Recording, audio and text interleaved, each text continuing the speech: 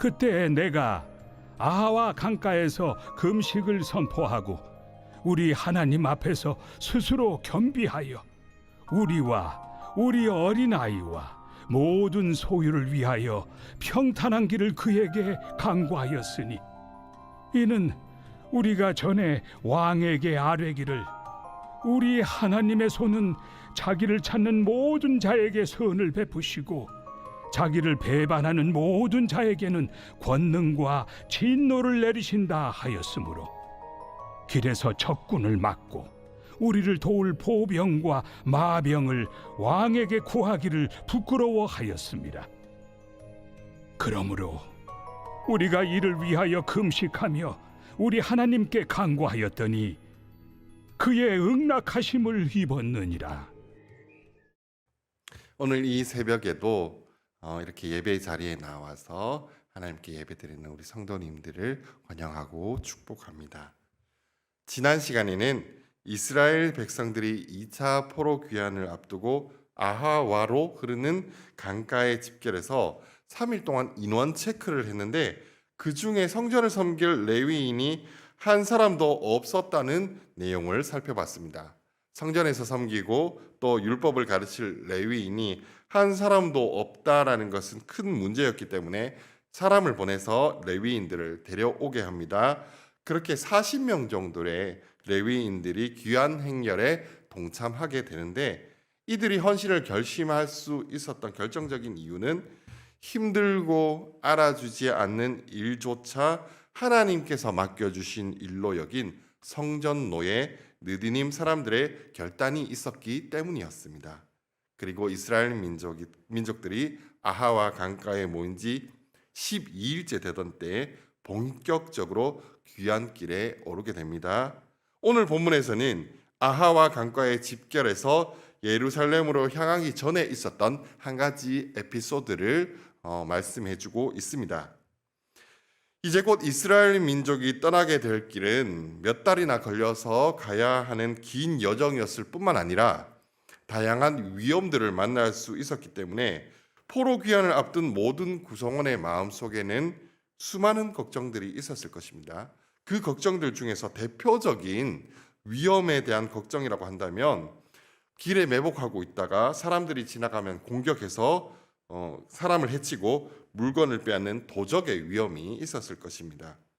실제로 이들 귀환 행렬이 그런 위험의 한 가운데를 지나게 되는 것을 에스라 8장 31절의 말씀을 통해서 확인을 할 수 있습니다. 제가 그 말씀을 읽어드리겠습니다. 첫째 달 12일에 우리가 아하와 강가를 떠나 예루살렘으로 갈새 우리 하나님의 손이 우리를 도우사 대적과 길에 매복한 자의 손에서 건지신지라. 이런 도적의 위험은 대단히 현실적인 위험이었기 때문에 그에 맞는 현실적인 해결책이 필요했을 것입니다. 그래서 이스라엘 백성들이 도적의 위험을 피하기 위해 선택한 방법이 오늘 본문 21절에 나오고 있는데 그 내용을 제가 읽어드리겠습니다. 그때 내가 아하와 강가에서 금식을 선포하고 우리 하나님 앞에서 스스로 겸비하여 우리와 우리 어린아이와 모든 소유를 위하여 평탄한 길을 그에게 간구하였으니 21절에 따르면 이스라엘 백성들이 평탄한 길, 안전한 길을 가기 위해 선택한 방법이 금식하고 하나님 앞에서 자신을 낮추고 기도하는 것이었습니다. 성도님들, 과연 이것이 노인과 어린이를 비롯한 약자들을 데리고 몇 달 동안 위험한 여행길을 떠날 때 그 위험을 피할 수 있는 현실적인 방법이라고 할 수 있을까요? 그리고 22절에서는 이런 선택을 한 이유에 대해서도 말씀하고 있습니다. 이는 우리가 전에 왕에게 아뢰기를 우리 하나님의 손은 자기를 찾는 모든 자에게 선을 베푸시고 자기를 배반하는 모든 자에게는 권능과 진노를 내리신다 하였으므로 길에서 적군을 막고 우리를 도울 보병과 마병을 왕에게 구하기를 부끄러워 하였습니다.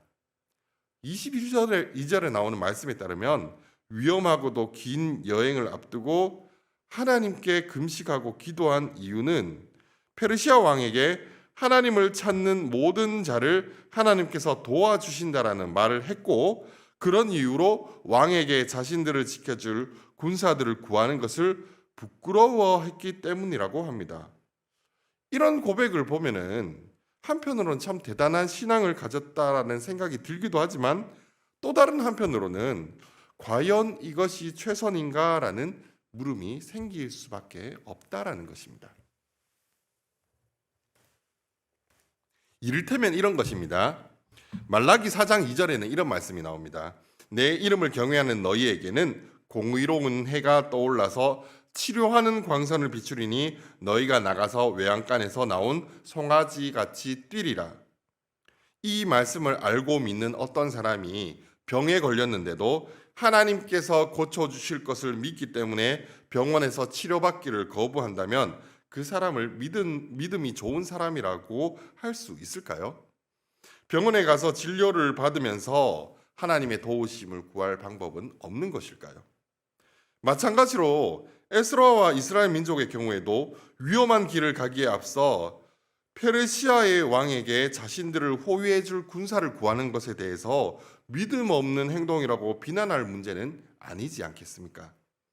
물론 에스라가 페르시아 왕에게 하나님을 찾는 자를 하나님께서 도와주신다라는 말을 했고, 그것 때문에 군사를 구하기 부끄러워했다는 말을 보면 에스라와 이스라엘 백성들의 결정은 하나님의 영광을 드러내기 위해서라고 볼 수도 있지만, 그렇게 치면 저와 성도님들도 주변 사람들에게 하나님께서는 하나님을 찾는 사람들을 도와주십니다라고 말씀하지 않으셨습니까? 그렇다고 해서 우리도 에스라나 이스라엘 민족과 같이 하나님의 영광을 위해 우리 삶 속에 어려움을 만나게 되었을 때 우리에게 도움이 될 만한 모든 것을 물리치고 오직 금식과 기도로 하나님의 도우심을 구해야 하는 것일까요? 물론 그렇게 했을 때 오늘 본문 23절처럼 하나님께서 도와주시면 감사한 일이지만, 만약 우리가 원치 않는 결과가 나왔을 때는 어떻게 생각해야 하느냐라는 것입니다. 그런 사람들을 향해서 그렇게 된 건 하나님을 전적으로 의지하지 않았기 때문이야, 너의 믿음이 부족해서 하나님이 들어주시지 않은 것이야 라고 말할 수도 없는 노릇입니다. 애초에 기도해서 병이 다 나을 것 같으면 병원은 뭐하러 가고 약은 뭐하러 먹겠습니까? 그럴 시간에 기도하고 금식하는 편이 더 낫지 않겠습니까? 내가 하나님의 도우심을 구하면서 동시에 어떤 도움이 될 만한 행동을 취하는 것이 혹시 하나님을 의지하지 않고 나의 노력을 의지하고 있는 것이 아닌가라는 고민은 의외로 우리의 신앙생활과 맞닿아 있는 중요한 문제입니다. 이런 질문은 하나님의 진정한 뜻이 무엇인지 알기 원하는 성도님들까지도 종종 괴롭히는 그런 문제라는 것입니다.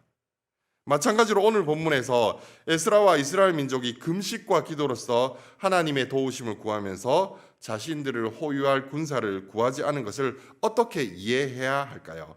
저와 성도님들은 그것을 알기 위해서 오늘 본문을 다시 한번 살펴볼 필요가 있습니다. 먼저 본문 21절에서는 에스라가 금식을 선포하고 우리 하나님 앞에서 스스로 겸비하여라고 말씀하고 있습니다.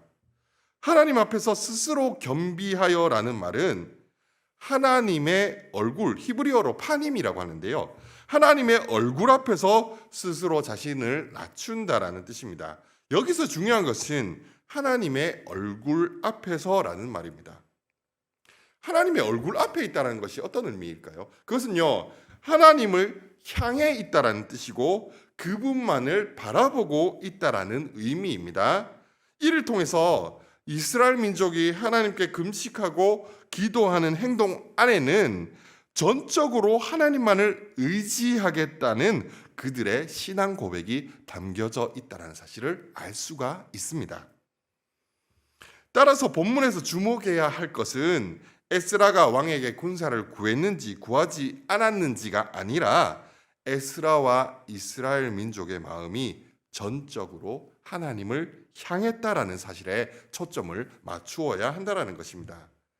자, 그렇다면 하나님을 전적으로 바라보고 의지하면 위험 앞에서 병사를 안 구해도 되고 병이 나도 병원에 안 가도 되고 구인 구직을 하면서도 이력서를 준비 안 해도 된다라는 뜻이냐라면 또 그런 것은 아닙니다. 이스라엘 백성들의 모습은 그런 대책 없는 모습과는 다르다는 것을 보여주는 내용이 23절 마지막 부분에 나옵니다. 그러므로 우리가 이를 위하여 금식하며 우리 하나님께 간구하였더니 그의 응답하심을 입었느니라. 여기 23절에서 이스라엘 백성들의 간절한 기도에 하나님께서 들으시고 허락해 주셨다라고 말씀하고 있습니다. 이러한 하나님의 응답이 어떤 방법으로 주어졌는지 정확하게 알 방법은 없습니다. 하지만 분명한 사실은 하나님께서 이스라엘의 간구를 들으시고 허락해 주셨다는 확신을 그들에게 주셨다라는 것입니다. 근데 여기서 또 한 가지 조금 조심해야 될 부분이 있습니다.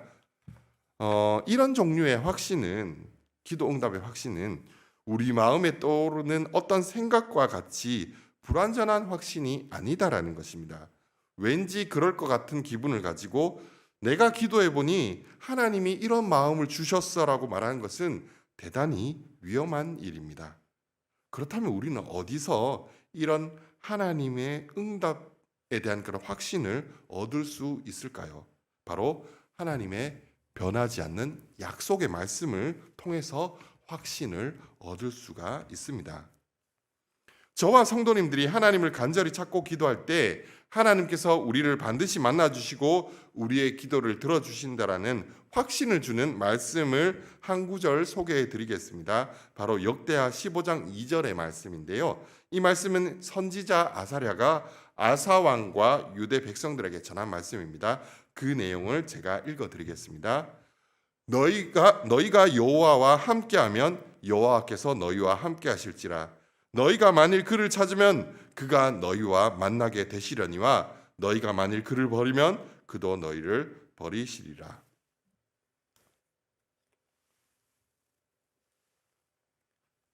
이 말씀은 언뜻 우리가 어떻게 하느냐에 따라 하나님이 우리에게 어떻게 반응하실 것을 말씀하는 것처럼 보이지만 실제로 이 말씀은 하나님을 찾는 자를 만나 주시고 반드시 그 기도에 응답해 주신다라는 하나님의 신실하심에 초점을 맞추고 있습니다. 하나님께서는요, 얼마나 신실하신지 구약 성경 소선지서에 가서는 새로운 개념이 등장합니다. 우리가 하나님을 찾을 때 하나님이 우리를 만나 주시는 것이 아니라 우리가 하나님을 찾지 않았는데도, 우리가 하나님을 버렸는데도 하나님이 먼저 그분의 백성들을 찾아오시는 내용을 소선지서에서 볼 수가 있습니다. 대표적인 예로 호세아서를 보게 되면은 음녀 고멜이 나오는데 남편인 호세아를 버리고 떠난 이 음녀 고멜을 호세아가 다시 찾아오고 그를 계속해서 그녀를 사랑하는 모습을 통해서 하나님께서 자신을 버린 하나님의 백성들을 다시 찾아오시고 그들을 계속해서 사랑해 주신다라는 내용을 우리가 보게 됩니다. 이런 말씀들은 우리가 무엇을 잘해서 그 결과로 하나님이 우리를 만나 주신다는 것이 아니라 우리의 어떠함과는 상관없는 하나님의 신실하신 사랑을 우리에게 보여주고 있습니다. 우리가 기도를 하든 금식을 하든 자신들을 호위할 군사를 구하든 구하지 않든 우리가 무엇을 하든지 간에 그 행동 때문에 하나님께서 우리에게 신실하게 응답해 주시고 우리를 만나 주시는 것이 아니라 오직 하나님 그분의 신실하심이 동기가 되어서, 그것이 원인이 되어서 하나님의 신실하심을 믿고 그분을 찾고 구하는 자를 하나님께서는 결코 내버려 두지 않는다라는 사실을 성경은 계속해서 우리에게 알려주고 있다는 것입니다. 정리하자면 우리의 삶 속에 어려움이 있을 때, 예를 들어서 아까 말씀드린 것처럼 병에 걸렸을 때 병원에 갈래 말래가 중요한 것이 아니라 그 사람의 안에 하나님의 신실하심을 전적으로 의지하는 마음이 있느냐 없느냐가 중요하다라는 것입니다. 당연히 병원에 가서 치료받으면서 하나님의 도우심을 구하면 된다라는 것입니다. 설령 그런 일이 없기를 바라지만 만약 병원에서도 손쓸 수 없는 큰 병에 걸렸다면 우리는 어떻게 해야 될까요? 그럴 때에도 우리의 시선이 향하고 있어야 하는 곳은 바로 하나님의 얼굴을 향하고 있어야 한다라는 것입니다. 오늘 저와 성도님들이 처한 다양한 상황과 형편 속에서 잊지 말아야 할 한 가지는 그 가운데서 오직 신실하신 하나님의 얼굴을 구하는 모습인 것입니다. 그리고 그렇게 간절히 기도하며 하나님을 찾는 사람을 하나님께서는 반드시 만나 주신다는 약속을 믿고 의지하며 기도하는 복된 은혜가 있으시기를 소망합니다. 함께 기도하겠습니다.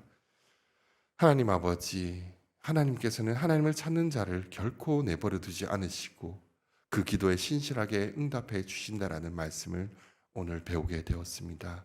우리가 그 하나님의 신실하심과 그 한이 없는 사랑을 의지하며 오늘 하루 가운데에서도 그리고 평생의 삶 속에서도 하나님의 신실하심만을 바라보며 나아가는 복된 은혜가 있게 하여 주시옵소서. 이 모든 말씀 예수님의 이름으로 기도드리옵나이다. 아멘.